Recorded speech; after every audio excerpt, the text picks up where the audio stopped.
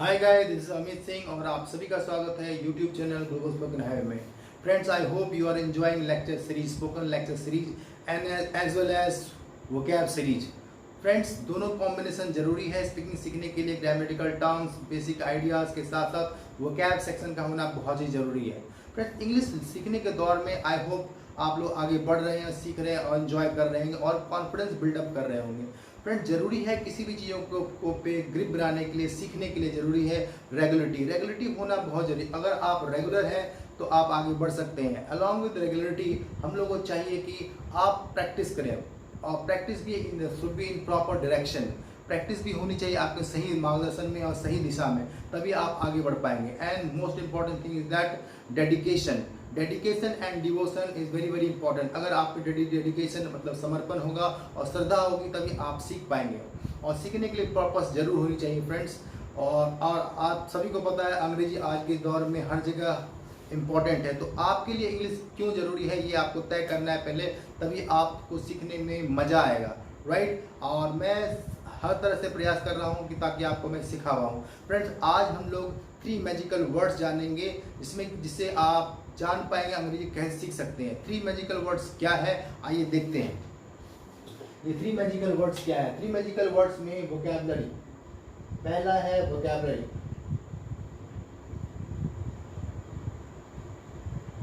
First one is vocabulary and the second one is concept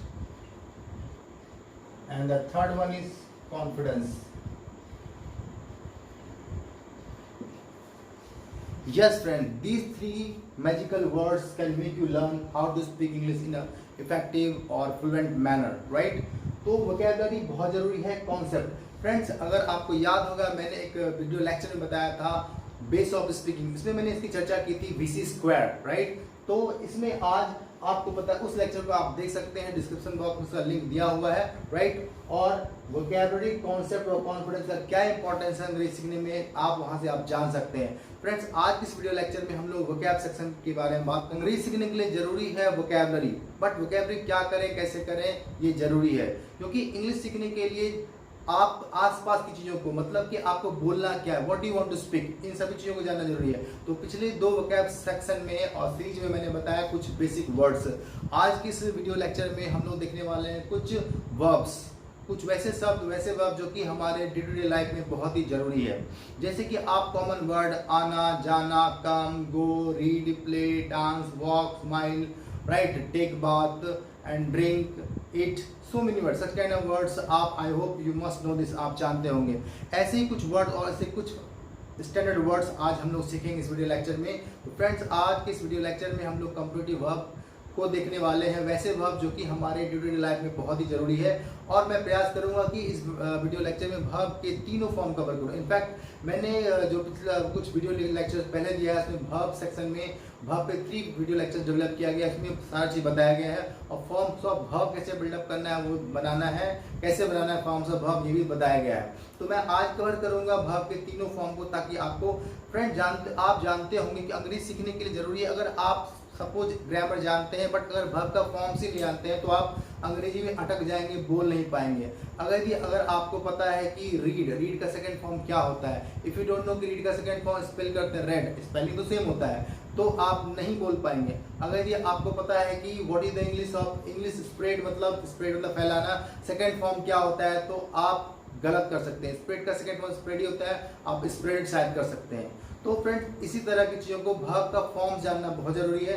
मैं third form तक, verb पहला form, second form, first form, second form, third form, मतलब पहले form, दूसरे form, तीसरे form को मैं कवर करूंगा। और चौथा और पांचवा फॉर्म ING और SES फॉर्म होता है। अगर आपने मेरा वीडियो लेक्चर देखा होगा चौथा और पांचवा फॉर्म कैसे बना है वर्ब का, तो आप समझ गए होंगे वर्ब के चौथे पांचवें फॉर्म को कैसे बनाना। अगर आपने इस वीडियो लेक्चर को नहीं देखा है तो आप डिस्क्रिप्शन बॉक्स में लिंक जाकर दे सकते हैं और देख सकते हैं चौथा और पांचवा फॉर्म कैसे बनाना है। तो आइए इस वीडियो लेक्चर में हम लोग शुरू करते हैं और जानते हैं वर्ब, वैसे वर्ब जो कि बहुत ही इंपॉर्टेंट है। और कुछ वर्ब बताया 3 मैजिकल वर्ड्स, आई होप उसको मैं थोड़ा क्लियर कर दूं।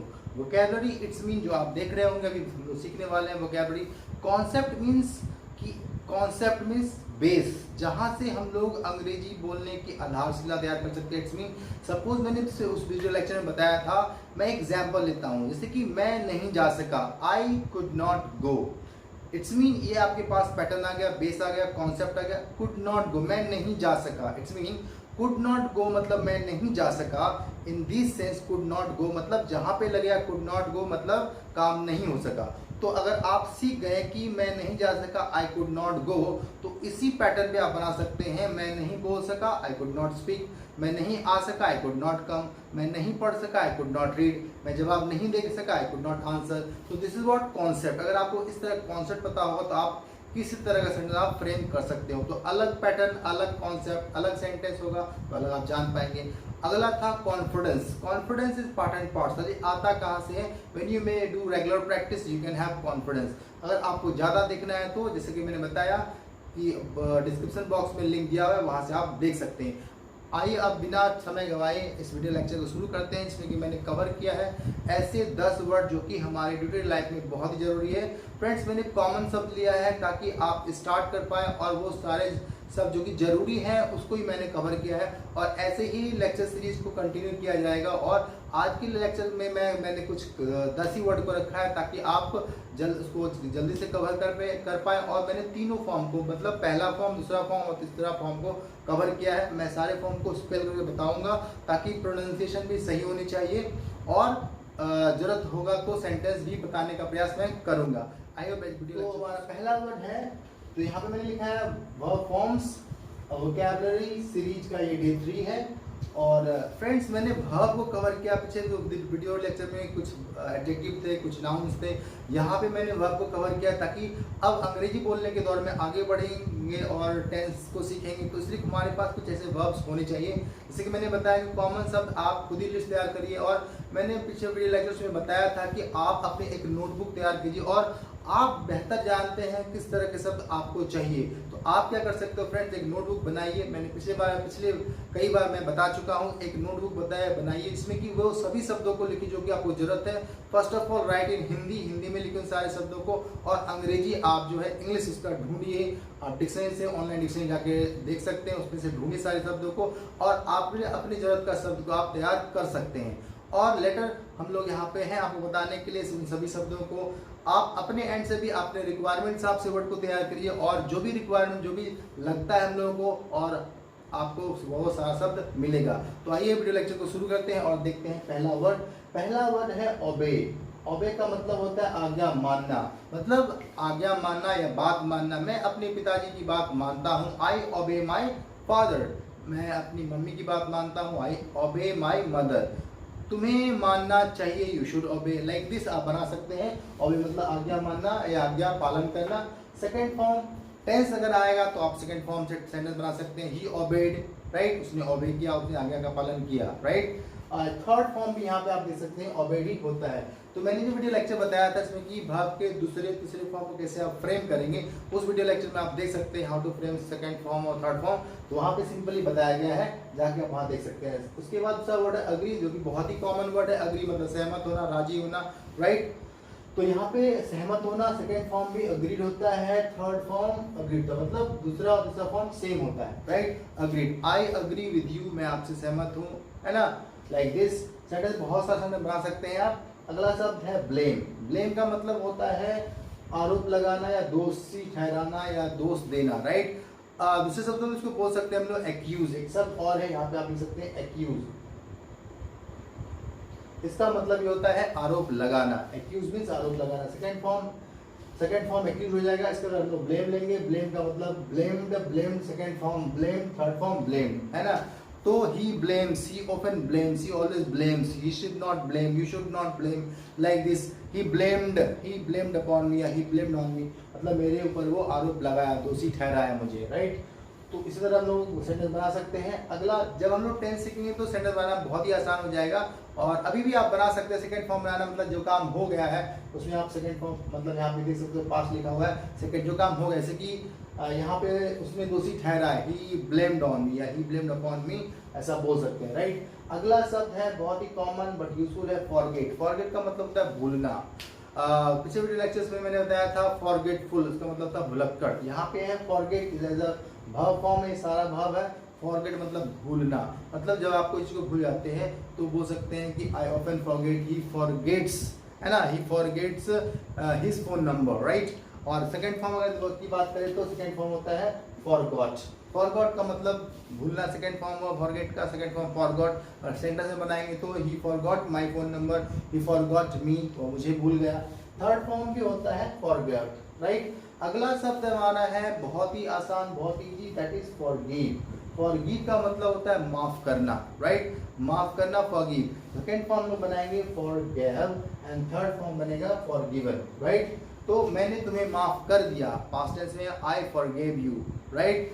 आप मुझे माफ कर दीजिए, please forgive me, right, please forgive me, forgive me spell कर सकते हैं, प्लीज फॉरगिव मी, आप मुझे माफ कर दीजिए, है ना, मैं तुम्हें माफ करता हूँ, आई फॉरगिव यू, है ना। इस तरह से आप बना सकते हैं। अगला शब्द है बहुत ही आसान, quite common, that is guess, right. Guess is a common word, everybody knows. तो उसमें मैंने एक शब्द लिखा है सरमाइस। सरमाइस का मतलब ये होता है अनुमान लगाना, गेस करना। हम लोग कोई चीज को गेस करते हैं कि अच्छा बताओ आंसर ए होगा या बी होगा, आएगा कि नहीं आएगा, गेस करो। तो yes I guess. Guess is one of my favourite words. मैं ऑफन मैं बोलता हूँ, आई ऑलवेज यूज कि आई गेस ये आएगा, I guess you're right, I guess ऐसा हो सकता है। तो you know this is the way of speaking too, कि आप जब बोलते हो तो ऐसा आप बोल सकते हैं, जैसे आपको लगता है तो आप बोल सकते हैं। अनुमान लगाने के क्रम में ये वे ऑफ स्पीकिंग होता है कि आप लोग मतलब कि बोलने से पहले बहुत लोग इस्तेमाल करते हैं, राइट। जैसे कि इट्स ऑल्सो माई हैबिट कि मैं भी इसका इस्तेमाल करता हूँ, राइट। तो गेस का second form guess, second form होता है गेस्ड, थर्ड फॉर्म होता है guessed. And here we have another word that is common but useful, that is snooze. आपने ये देखा होगा मोबाइल में, जैसे कि आप अलार्म लगा तो आता है स्नूज, राइट। स्नूज का मतलब होता है झपकी लेना है, ऊँघना, राइट। मतलब कि जब नींद आती है, नींद आती है हम लोग ऊँघते हैं या झपकी लेते हैं, तो इसमें हम लोग क्या कर सकते हैं, तो इसमें स्नूज, राइट। तो मतलब ही स्नूजेज इन द क्लासरूम, वह क्लासरूम में ऊँघता है, झपकी लेता है, राइट। अगला इसका सेकंड फॉर्म हो गया स्नूज्ड एंड थर्ड फॉर्म हो गया स्नूजिंग। इसमें आप देख रहे हो ऑलमोस्ट ईडी आता है, तो आप वहाँ पे जो वीडियो लेक्चर में बताया वहाँ देखिए, आप बिल्कुल समझ में आएगा। अगला शब्द हमारा है यौन। यौन का मतलब होता है उबासी लेना, जमाई लेना। नींद आने से पहले लोग जमाई लेते हैं, हाफी लेते बोलते हैं, तो जमाई लेना या उबासी लेना, ओके। मतलब कि वी फील या we yawn before we sleep, मतलब सोने से पहले हम लोग जमाई लेते हैं। It's not natural phenomena, right. Yawn का second form yawn and third form is yawn, right. अगला शब्द है हमारा है गार्गल। गार्गल का मतलब है कुल्ला करना, गरारा करना, है ना, गलाला करना, व्हाटएवर। तो मतलब कि आप देख सकते हैं ये बहुत ही कॉमन वर्ड है। जब हम लोग कुछ खाते हैं या गले में खराश होता है या दर्द होता है, खांसी होती है, तो हम लोग गलाला करते हैं गर्म पानी से, लीक वार्म वाटर से, है ना। तो गार्गल का मतलब होता है गलाला करना या कुल्ला करना। सेकेंड फॉर्म हो गया गार्गल एंड थर्ड फॉर्म हो गया गार्गल, राइट। तो फ्रेंड्स आपने देखा कि हम लोग here we have seen 10 words which are quite common but very very useful। आप इन शब्दों को देख सकते हैं। और जहाँ तक चौथे और पांचवें फॉर्म बनाने की बात है, ओके, फोर्थ फॉर्म में हम लोग लगाते हैं ing और फिफ्थ फॉर्म में लगाते हैं s या es। तो मैंने पहले बताया, आप वीडियो लेक्चर देख सकते हैं, वहाँ पे आपको बनाना आपको खुद ब खुद आ जाएगा। आज के इस वीडियो लेक्चर में हम लोगों ने देखा 10 वैसे वर्ड जो कि बहुत ही यूजफुल है। तो ऐसे ही धीरे धीरे स्टेप बाय स्टेप आप आगे बढ़ सकते हैं और वर्ड को देख सकते हैं और अपने डे टू डे लाइफ में स्पीकिंग में इस्तेमाल कर सकते हैं, ठीक है। तो आज हम लोगों ने सीखा 10 वर्ड्स। आप मेरी तरफ से एक वर्ड है that is for bonus for you, that is this word is friends. क्या आपको आता है, या आप कमेंट बॉक्स में लिख सकते हैं कि what is the English of चुटकी बजाना, means what is the English of चुटकी बजाना, राइट। तो आप वहाँ पे लिख सकते हैं तुरंत। वैसे मैं आपको बता ही देता हूँ, चुटकी बजाने का इंग्लिश होता है snap the finger, snap the finger. Snap the finger का मतलब होता है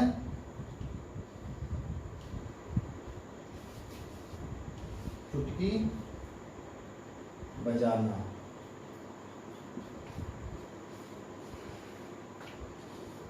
चुटकी बजाना, right. Snap the finger mean snap का मतलब होता है photo, snap the picture, photo भी खींचने के लिए हम लोग स्नैप इस्तेमाल करते हैं।